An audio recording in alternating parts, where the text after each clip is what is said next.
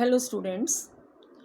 Last video में हमने federalism के बारे में पढ़ा कि फेडरलिज्म क्या होता है और ये कितने टाइप का होता है।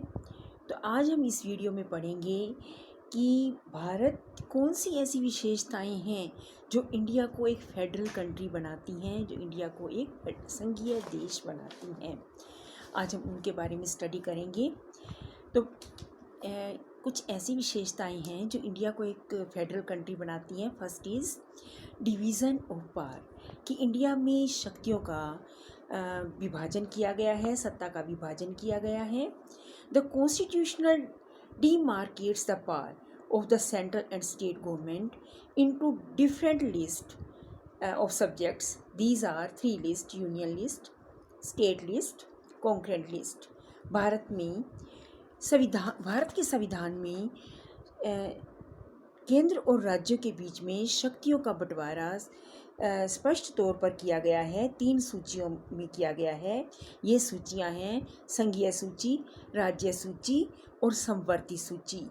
डिवीज़न ऑफ पावर, पहला जो इंडिया की विशेषता है कि इंडियन कॉन्स्टिट्यूशन में सत्ता का विभाजन, शक्तियों का बंटवारा साफ साफ तौर पर किया गया है।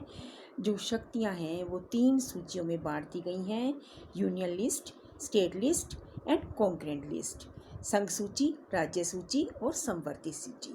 दूसरा है 3 टियर सिस्टम, यानी त्रिस्तरीय व्यवस्था। इंडिया में जो पावर्स हैं वो 3 वर्टिकल डिवीज़न कर दी गई है, सत्ता की वर्टिकल डिवीज़न कर दिया गया है। त्रिस्तरीय, 3 स्तर में कर दी गई है।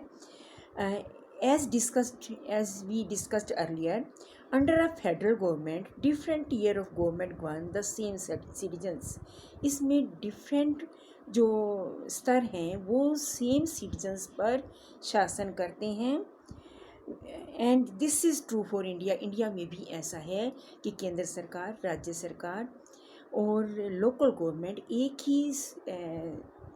ही सिटीजन्स पर, यानी एक ही नागरिक पर शासन करती हैं। वो कौन कौन से स्तर हैं हमारी? जो एक तो यूनियन गवर्नमेंट है, दूसरी स्टेट गवर्नमेंट है और तीसरी लोकल गवर्नमेंट। यूनियन गवर्नमेंट वो है जो एंटायर कंट्री, पूरे कंट्री पर शासन करती है। राज्य सरकार, स्टेट गवर्नमेंट स्टेट से रिलेटेड मैटर देखती है। और तीसरी तरह की एक व्यवस्था स्थानीय सरकार के रूप में इंडिया में कर दी गई है। तीसरी विशेषता है वो जो भारत को एक संघीय देश, फेडरल कंट्री बनाती है, वो है not equal powers to all administrative units, यानी सभी प्रशासनिक इकाइयों को एक समान अधिकार नहीं दिए गए हैं। कि most of the federation that are formed by holding together do not give equal power to the constituent units. Holding together, India is an example of holding together federation. कि यहाँ जो होल्डिंग टुगेदर फेडरेशन क्या होती है, जिसमें केंद्र के पास ज़्यादा शक्तियाँ होती हैं एज़ कम्पेयर टू स्टेट, जिसमें स्टेट की बजाय केंद्र के पास ज़्यादा शक्तियाँ होती हैं, वहाँ होल्डिंग टुगेदर फेडरेशन होता है। और ज़्यादातर होल्डिंग टुगेदर फेडरेशन में जो पावर्स हैं वो इक्वल नहीं होती, केंद्र के पास ज़्यादा होती हैं और राज्यों के पास कम शक्तियाँ होती हैं। इंडिया में भी ऐसा ही है। 4th पॉइंट है consent of both the levels of the government. Under A federal government, the fundamental provisions can not be unilaterally changed by one level of the government. कि सरकार के दोनों स्तरों की, दोनों लेवल्स जो सरकार के हैं उसमें कॉन्स्टिट्यूशन में अगर कोई चेंज करना हो तो दोनों स्तर, यानी केंद्र और राज्य सरकार दोनों की सहमति की आवश्यकता होती है। कोई एक लेवल ऑफ गवर्नमेंट, केंद्र या राज्य सरकार अकेले कॉन्स्टिट्यूशन में चेंज नहीं कर सकती। आगे 5th पॉइंट है jurisdiction. In a federation, the judiciary play an important role in the overseeing the implementation of constitution provision and procedures. संघीय व्यवस्था में कानूनों को लागू करने की मुख्य भूमिका जो है वो न्यायपालिका ही निभाती है। न्यायपालिका का ही मुख्य फंक्शन है कानूनों को लागू करना, उनकी व्यवस्था करना, और भारत में भी इसी तरीके की व्यवस्था को अपनाया गया है। ये पांचों बातें जो हैं वो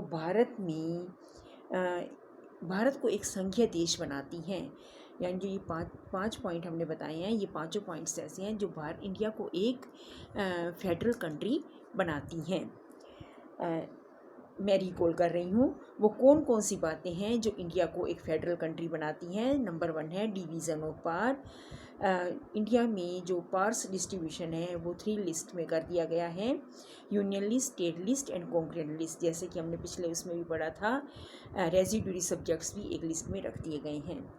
थर्ड बात जो इंडिया को एक फेडरल कंट्री, सेकंड थिंग जो इंडिया को एक फेडरल कंट्री बनाती है, 3 टियर सिस्टम। यानी इंडिया में 3 टाइप की गवर्नमेंट है, 3 स्तर की गवर्नमेंट है। पहली है central government, state government and third level of government is local government.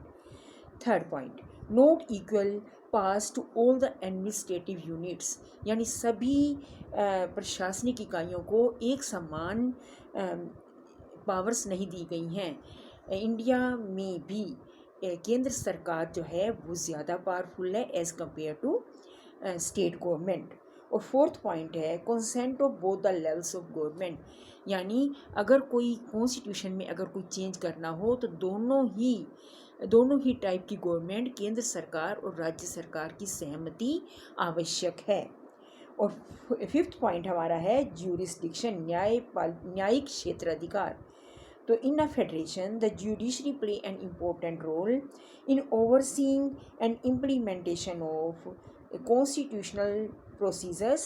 India में भी ऐसा है, अलग अलग टाइप के जो है न्यायपालिका के अलग अलग लेवल हैं।